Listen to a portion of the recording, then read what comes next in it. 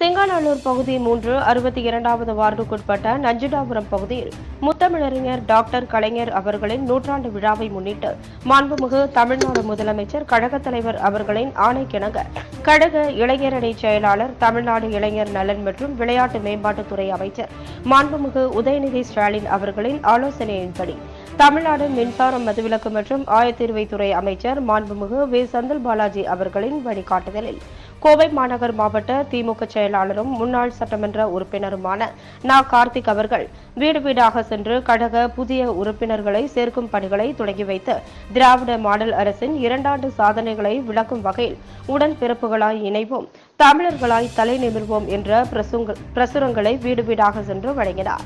உடன் மாநில பொதுக்குழு உறுப்பினர் வே. நா. உதயகுமார், சிங்காநல்லூர் பகுதி 3 செயலாளர் ஷேக் அப்துல்லா, பகுதி அவைத் தலைவர் இஸ்மாயில், வட்டக்கழக செயலாளர் நியான்குமார், 62வது வட்ட மாமன்ற உறுப்பினர் ரேவதி முரளி, வக்கீல் கே. சின்னதுரை, LVF அன்பழகன், பாரதி நகர் செல்வம், கலியமூர்த்தி, கணேஷ், பன்னீர்செல்வம், சம்பத், செல்வராஜ், தேவராஜ், முரளி, சுப்பிரமணி, மகளிர் அணியினர், சரஸ்வதி, வாசுகி, தமிழ்ச்செல்வி, மாலதி மற்றும் கழக நிர்வாகிகள், கழக உடன்பிறப்புகள், பொதுமக்கள் பங்கேற்றனர்.